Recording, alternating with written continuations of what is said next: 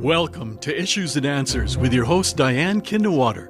Issues and Answers is presented as a public service to inform, educate, and better the lives of New Mexicans. And now, Issues and Answers with your host, Diane Kinderwater. Welcome to the program. I'm Diane Kinderwater. The bars close. What bars am I talking about? Liquor establishments or the bars close if you like to drink and drive?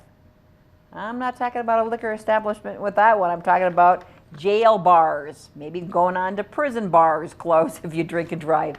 That's just one of the slogans in the campaign that the Santa Fe County has regarding fighting DWI in the county. And we're going to share it with you on this program so we can all benefit from those reminders. More than minders, they're slam drunks. I mean, they're just slamming us in the face about the message that we've been hearing now for years.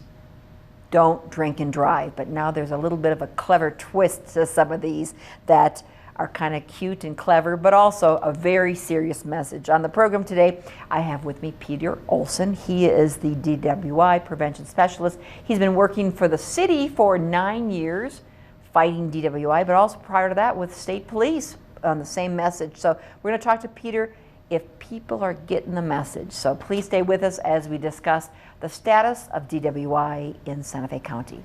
Right after this, stay with us. At the bars or behind them, that's your choice. If you want to be at the bar and drink and drive and get in your car, or if you want to be behind bars in jail, that's your choice if you drink and drive. That's a message that Peter Olson and the County of Santa Fe is delivering to folks these days. Peter, welcome to the program. Thank you for having me, Diane. I'm glad to be here. So, I don't know if it's a double entendre, but bar and bars. Tell me a little bit about that with your campaigns. Well, I think a lot of people think about going to the bars, but they don't think about being behind the bars. And that is definitely a consequence of driving impaired. You, as a prevention specialist for Santa Fe County, are dealing with campaigns to get the message out to prevent people from drinking and driving. And you're doing that a lot with social media and with these messages. Right. And campaign, you're calling it a campaign. Well, it's a public awareness campaign, and it serves all of us, everybody who drives on the roads. Nobody wants to be on the road and run into a drunk driver. So what we're doing is trying to, a traffic safety message to make sure that people are understanding that driving impaired, driving drunk is something that has consequences beyond just their own personal issues or consequences. It's not just their own car that they're crashing. Right, and I saw one of your campaigns said alcohol affects family, freedom, money, and your life. I mean, that's right. A lot. People don't think about that. The family part either. It's a hard thing, when you talk about preventing drunk driving, it's a hard thing to do to tell somebody not to do something. Especially when alcohol in particular affects your cognitive abilities. So once you start drinking, you lose your ability to think rationally. So what we're trying to do is get the message out there before people get to the point where they've had 2 or 3 or 4 drinks. And especially, I think, like I said, in part of your campaign I saw, when they're talking about, like you said, it's not just your car, it's your family's mode of transportation. Right. It's your family's money if you have to hire an attorney, which I don't know costs what 25. What do they say? 20,000, 25,000? It's the cheapest average cost for a DWI in Santa Fe County is about $10,000. That's what your out of pocket is. That's how much you have to pay. So if you have a job that pays $40,000 a year or something, 10,000 of that has to go to your DWI. That's a lot of money. That's 25% of your income. That's a lot. A quarter of your money. Wake up, folks. I mean, take that risk, a quarter of your money. And again, that affects you, your family. And then, of course, the freedom, your freedom. Being behind those bars affects your family as well. I talked to somebody who, she was arrested for drunk driving. She didn't realize that she had too much to drink. She ran through a stop sign, ended up in jail for the weekend, and it changed her whole life. She went from being, one kind of person to being an advocate for anti-drunk driving messages. How did it affect her life? Did she have to, her kids were left home alone, or she couldn't go to her job? I mean, it's just a weekend, but it just woke her up, but how did it affect her? Well, when she ended up in jail, she realized that I'm in jail. This was a mistake I made. This is terrible. What am I going to do about it? And I don't want this to ever happen to me again.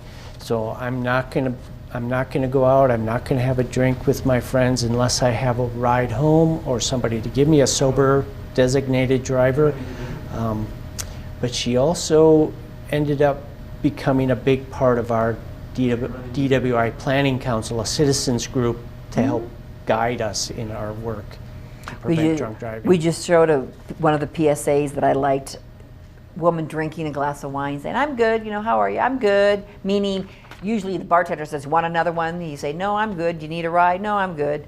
Yeah. And then you got the lights of the sirens and the lights. How good are you now? Exactly, and that's the point, is that we want people to realize before they get to the point in their evening, to plan ahead and to make sure that they have a safe way to get home. You're not good if you've had 2 or 3 or 4 to drink. Another camp, we saw the slam drunk one. Of course, it's still basketball. It's always basketball season, it seems. But when do you run that one? So we have that on the side of a bus in Santa Fe, but you can also see that it's a video. When you drive drunk, the jail doors slam. So slam drunk. I was thinking of the basketball slamming in that basketball too. Slam drunk, slam drunk. It's kind of a play on words. We try very hard to come up with clever ways to give the same message. I mean, everybody knows on some level not to drive drunk, but to make sure that we get that message through to lots of different demographics, lots of different people, because everybody's affected by it. Think safe, or think Santa Fe, be smart. Drinking and driving is never good, ever. Nice. Yeah. So we put a lot of thought into the ads that we come up with, and the colors are vibrant, they're memorable. People think about that. I saw the light go on when I thought, think safe or think Santa Fe. I just saw that it was Santa Fe. So lots of the things that we do have 2 messages. Yeah. Well, and it sinks in. Because it's safe, but then, no, that's Santa Fe. Oh, wait, it's safe as well. Yep. As well as Santa Fe. So we want people in Santa Fe County to be safe and to think safe and to think. And now it's not just drinking alcohol, but it's impaired driving of lots of different things. With cannabis becoming legal in a few months. That's going to be in July? April. April 1st. So it will be legal for recreational use, and it does affect your ability to drive safely. So one of the things that we talk about is, if you feel different, you drive different. So if it affects you, I mean, even... Oh, interesting, Peter. If you feel different from the drink or from the high or whatever, if you feel different, well, then you're going to drive different. Exactly.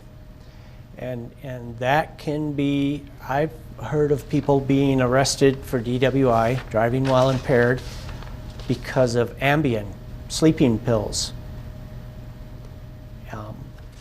Still counts. It still counts. They still go to jail. They still have to do everything. Get an interlock in your car. You still have to pay the fines. You still have to go to the victim impact panels. So even prescription medication, painkillers, or even some blood pressure medication can affect your ability to make quick movements. Your reaction time is lowered, so it's a big deal. But with aging, I've learned, maybe experience too, your reaction time is slower with aging. I hope not older people are going to be pulled up to these panels, are they? Well, you know, if You feel different. if you're driving a car and you crash into somebody, you're still at fault. So, I mean, even if you're an older person or you have other issues, driving a car is a privilege. It's not a right, and along with that privilege comes a lot of responsibility because it is a big deal. I mean, So it used to be, I thought DWI was driving while intoxicated, but now it's driving while impaired. Is that? We're changing the message just a little bit, that word from intoxicated to impaired, to really bring home all of the things that can affect your ability to drive. Cannabis, prescription drugs, illicit drugs, alcohol, all of these things affect your ability to drive safely. That's a message. Meaning, do you have that in one of your things? Meaning, people may not think, I'm on a prescription, I should be able to drive, but if you're going to be tagged with impaired, Right. and you could face a DWI, you need a campaign listing all those, because that could be a shocker. We do talk about this quite a bit. So, and you know, our change in the words from intoxicated to impaired, and we do talk about what that means. We also had a campaign where we had probably 25 different words for intoxicated or impaired, all kinds of different words, sloshed, you know, hammered, all of these things to try and help people realize that it's not just drunk. You have one about someone, if you have a hard time stand. There it is, a DWRS hits like a hammer. Well, if you feel hammered, that's good. It hits like a hammer. If you feel that's probably an old, in our day times. I'm hammered or whatever. I don't think people say that anymore, do they? Oh yeah. Oh, they say do? that. They're still hammered? And that hammer in the picture is a judge's gavel. They're hammered by both So ways. you If you get get hammered, hammered. you're going to be hammered. Exactly. I like the one, if you can't stand up, if you have a hard time standing up, you can't drive. Right. I mean, people, and that could be either from drunk or from their medication, right? If you're having a hard time getting up. Mm-hmm. And some of the places that we put these posters, they're called Johnny boards, and they're in the restrooms of bars and restaurants, and in the men's restroom, they're right above the urinals in some cases. So you're standing there, you read the message, and it's right there, a very stark reminder of what's happening while you're out at the bar. Are there quite a few of them in Santa Fe? Are a lot of businesses using these? Yeah, we have, I think the last count, the last time we did it was over 40 different bars and restaurants that had Johnny boards in their restrooms. So what we try and do is get the message out in as many different ways and as many different places as possible so that you see the message everywhere you go. And we may have, you know, rack cards at the entrance to a bar. We also have produced coasters that the bartenders put underneath the beer when you're at the bar. They'll put a coaster down with our message on it, and they put the beer right on top of it. So you see it when you come in the front door, you see it when you're drinking your beer, and then you see it again when you go to the restroom. So there are coasters with that message. Yep. So lots of different messages, and we get that out.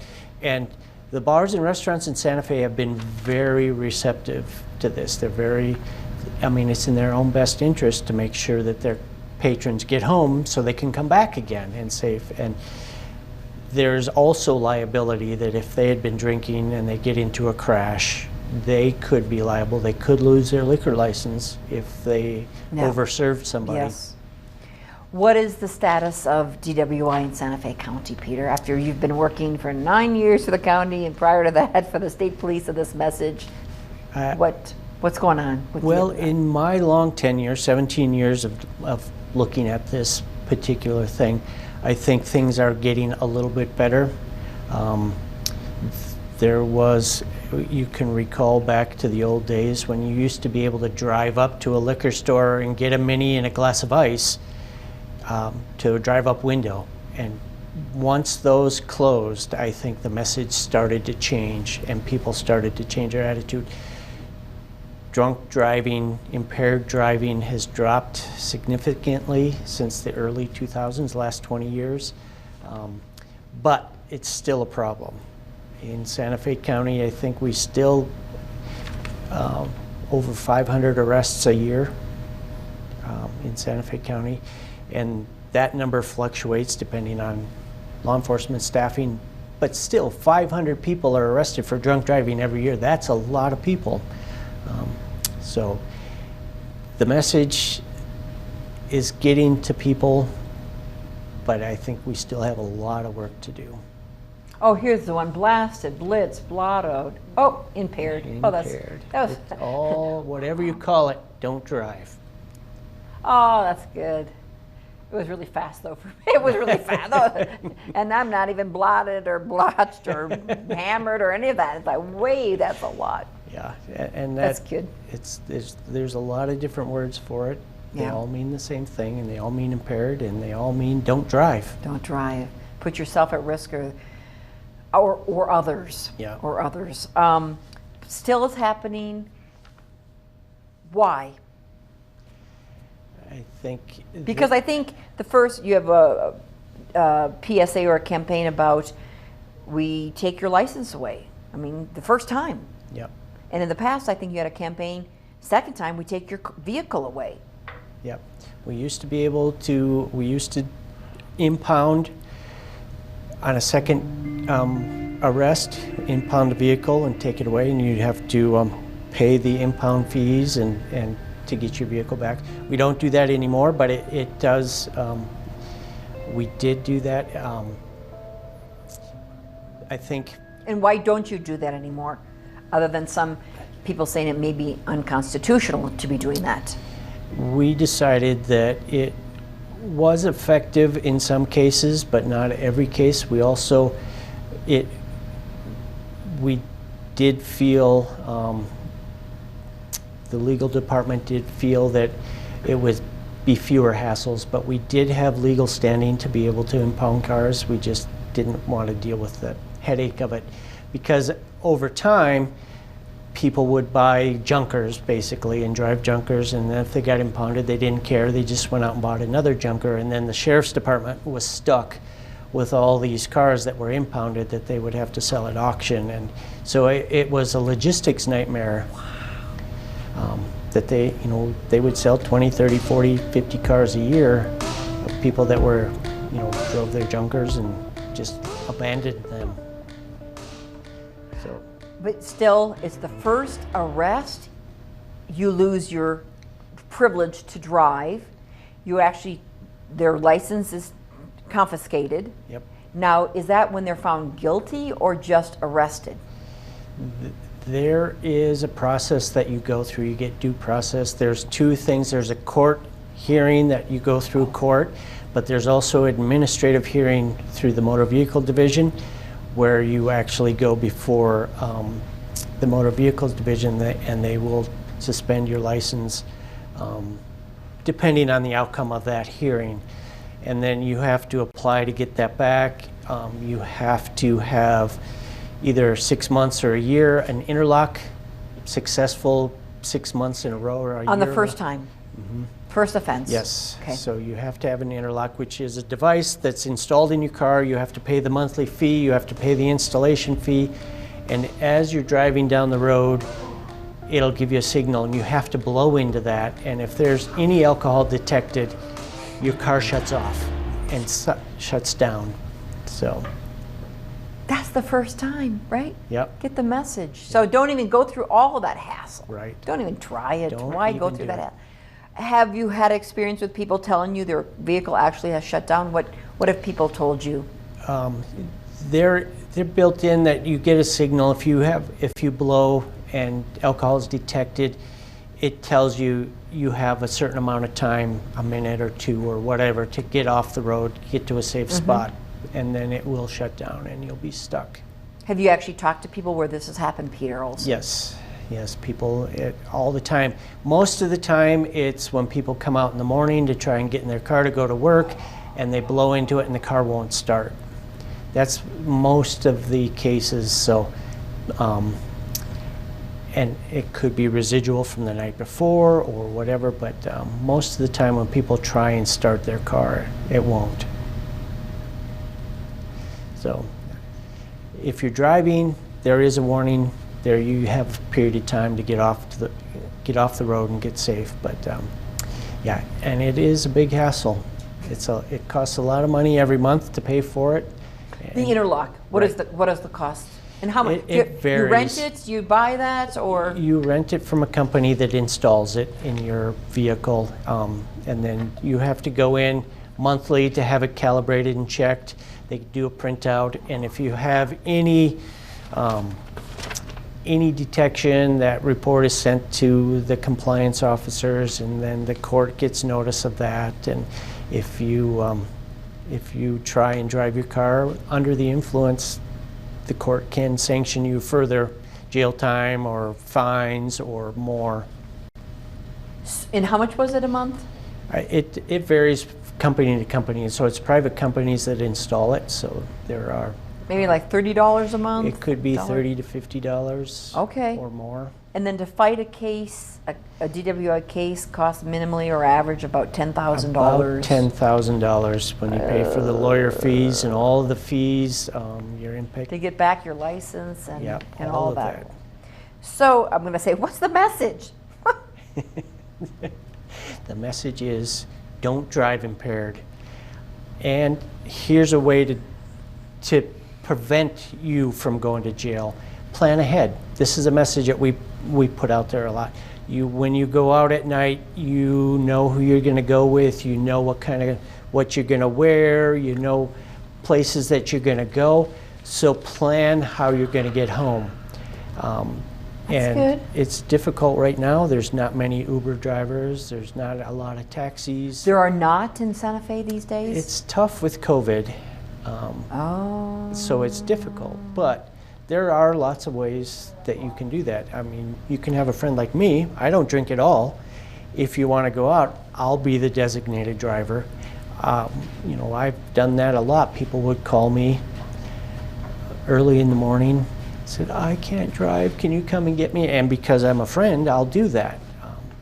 But if they would have planned ahead, they should have called you in the early evening saying, Peter, will you be available? Right? Or they should have taken me out and bought me dinner. That's what I was thinking. I thought they were calling you to be out, come out with us as a designated. And that happens too. I'll go out and somebody will say, hey, you're driving, why don't I buy you So planning dinner? having a designated driver, possibly the Uber, which I didn't realize, but there's other programs that are usually around the holidays though.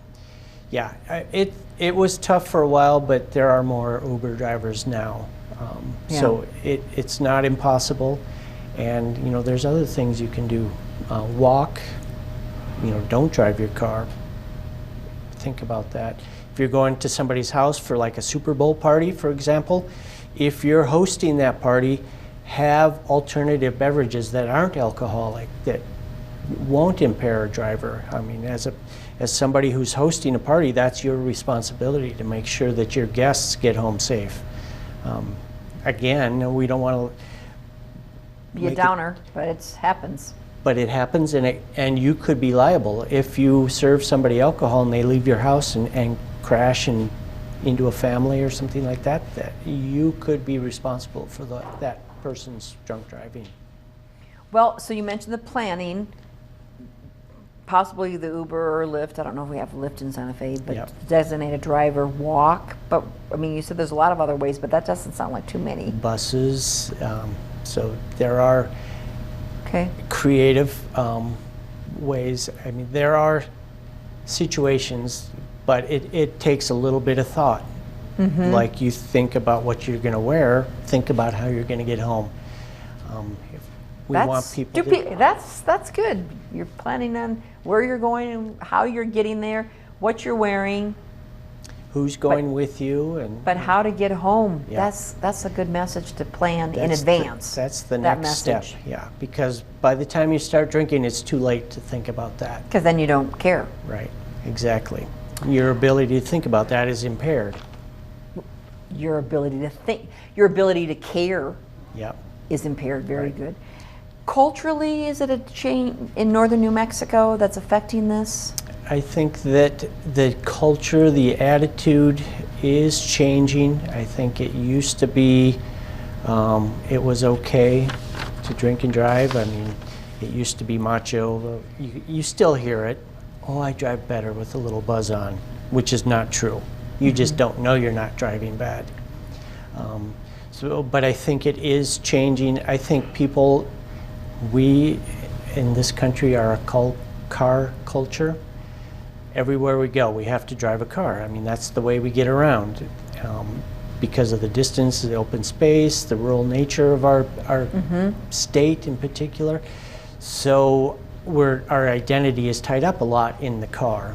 And, you know, getting home from the bar, you don't want somebody else to drive you. You don't want to leave your car somewhere. It's a hassle, yeah. So it is a hassle, but it is, I think, once somebody, most of the people arrested and convicted of drunk driving in Santa Fe County, it's their first time. Not a lot of, I mean, there are repeat offenders, but most of them are first-time offenders. And the reason we don't have a lot of repeat offenders is because it's so frightening the first time that they don't ever want to do it again, and they start thinking about how to not get caught again. Perfect. And that's by not doing it. It's the easy. Peter Olson, thank you. DWI, driving while impaired, specialist for Santa Fe County. Thank you. Thank you so much. Thanks for the message, the clear message of you can plan. Plan how do you get home. Yep. If you're going to drink, do the plan, which there are options, and don't be frightened to death. You can avoid that being frightened to death, right? Right. Why go through that? Yeah. No reason to go to jail. Yep. If you're going to a bar, you want to be in the bar or behind the bars. Thank you. Thanks for watching. I'm Diane Kinderwater. Make it a great week with your family. We will see you next time. Be safe. Bye-bye.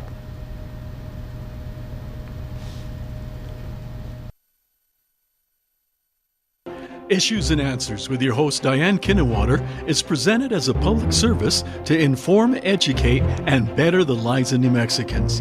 To comment on today's program or to purchase a copy of any Issues and Answers program, visit sunbroadcasting.org or call us at 505-345-1991.